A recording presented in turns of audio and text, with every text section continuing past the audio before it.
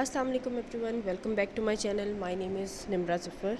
Today we will start reading from section 54 chapter 14 enforcement and regulatory coordination.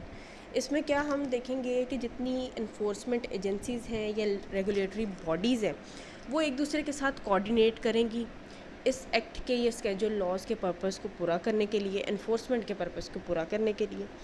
Section 54 क्या है? Authority to be lead regulator.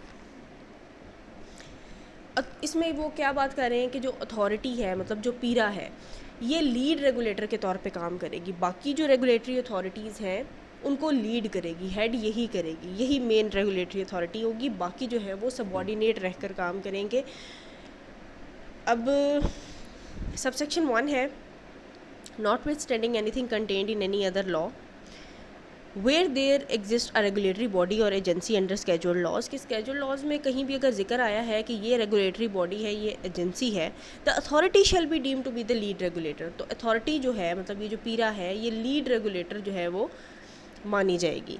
And regulatory body और agency under scheduled laws, जो scheduled laws में बाकी authorities या agencies हैं, shall be secondary regulator. तो वो क्या होंगी? सेकेंडरी रेगुलेटर होंगी। प्राइमरी कौन सी होगी? पीरा ही प्राइमरी रेगुलेटर होगी। And shall exercise enforcement and regulatory deference to the lead regulator. और ये क्या करेंगे? अपनी जो भी पावर है, बाकी एजेंसीज जो अपनी अथॉरिटीज़ हैं वो अपनी पावर को लीड रेगुलेटर की पावर के साथ इन कोऑर्डिनेशन जो है ये काम करेगी, लेकिन एहतराम करेगी लीड रेगुलेटर का कि वो, क्योंकि वो क्या है, पीरा जो है वो लीड रेगुलेटर है, लीड वही करेगी। उसके बाद क्या है? प्रोवाइडेड एट द गवर्नमेंट में बाय नोटिफिकेशन। अब ये एक्सेप्शन है यहाँ पे, लेकिन गवर्नमेंट जो है नोटिफिकेशन के through designate the regulatory body और एजेंसी अंडर स्केड्यूल्ड लॉज। जो बाकी स्केड्यूल्ड लॉज में जो रेगुलेटरी बॉडीज़ या एजेंसीज़ हैं उनको डेजिग्नेट कर सकती है to be the lead regulator, कि ये लीड रेगुलेटर है। मतलब जनरल रूल क्या है कि पीरा ही लीड रेगुलेटर होगी, अनलेस कि गवर्नमेंट जो है वो नोटिफिकेशन के थ्रू उनको पावर ना दे दे कि ये लीड रेगुलेटर होगी इस मामले में इंस्टेड ऑफ अथॉरिटी, मतलब पीरा के जो है वो बरक्स। If necessitated due to expediency and public interest, जो कि ज़रूरी होगा पब्लिक इंटरेस्ट के लिए या फिर स्पीडी जो है वो डिस्पोजल हो किसी भी मैटर का। उसके अलावा प्रोवाइडेड फर्दर, फिर एक्सेप्शन है, that in respect of regulatory powers and functions.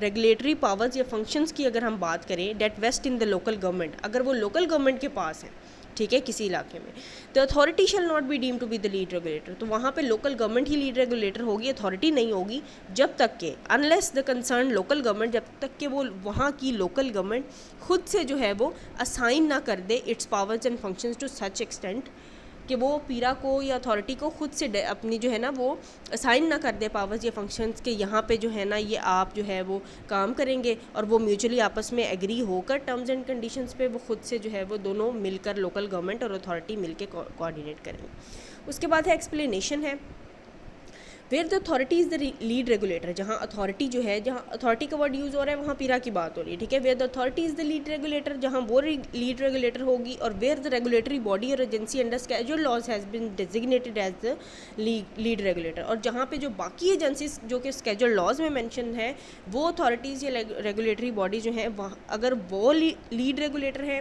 As the case में भी, जैसे कि वेरी कर सकता है, हम ऊपर पढ़ के आए हैं कि वैसे जो है वो पीरा ही होगी, लेकिन अगर गवर्नमेंट नोटिफिकेशन के थ्रू कह देती है कि ये लीड रेगुलेटर है तो फिर वो होगी।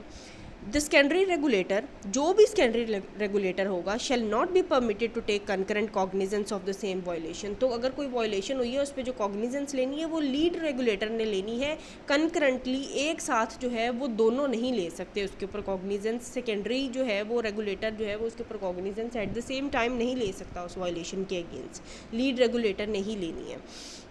सबसेक्शन 2 है, without prejudice to subsection 1, the authority and regulatory body और एजेंसी अंडर स्केड्यूल्ड लॉज। जो स्केड्यूल्ड लॉज में अथॉरिटी या रेगुलेटरी बॉडी या एजेंसी है, may enter into a memorandum of understanding, वो और other arrangement for the establishing distribution of powers and functions.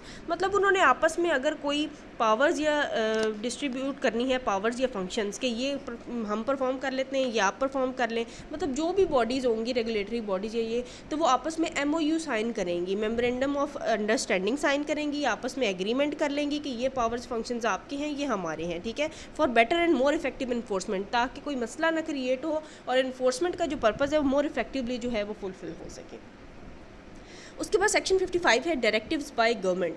अब government क्या करेगी, गवर्नमेंट में as and when it considers necessary, जब उन्हें ज़रूरी लगेगा, issue policy directives to authority, authority को पॉलिसीज़ बनाकर देगी, डायरेक्टिव्स देगी, not inconsistent with the act और any other law for the time being in force, किसी जो कि किसी दूसरे लॉ या इस एक्ट के मुतजाद नहीं होंगी, ठीक है, and the authority shell comply with such directive. Authority जो है वो ऑब्वियसली सबसे ज़्यादा अथॉरिटी जो है वो पावर किसकी है, वो पंजाब गवर्नमेंट की है, तो जो गवर्नमेंट जो है वो अथॉरिटी किसके सबॉर्डिनेट काम कर रही है, गवर्नमेंट के सबॉर्डिनेट काम कर रही है, तो जो पॉलिसीज़ गवर्नमेंट बनाकर देगी, जो डायरेक्शंस वो देगी, वो अथॉरिटी ने माननी है। उसके बाद है सेक्शन 56 है exchange of information. Every department shall promptly, मतलब फौरी तौर पे, शेयर विद द अथॉरिटी के साथ शेयर करेगी कोई दूसरा डिपार्टमेंट जो है, जहाँ पे अथॉरिटी को ज़रूरत होगी कि उन्हें कोई इन्फॉर्मेशन रिक्वायर्ड है, किसी बंदे के बारे में हो सकती है, किसी चीज़ के बारे में हो सकती है, तो वो डिपार्टमेंट असिस्ट करेंगे और इन्फॉर्मेशन प्रोवाइड करेंगे अथॉरिटी को, ताकि वो अपना काम जो है वो इफेक्टिवली और जो है वो प्रॉम्प्टली कर सके। Every department shall promptly share with the authority all information and documents that the authority has requested to provide to it for effective exercise of its powers and performance of its functions under the act।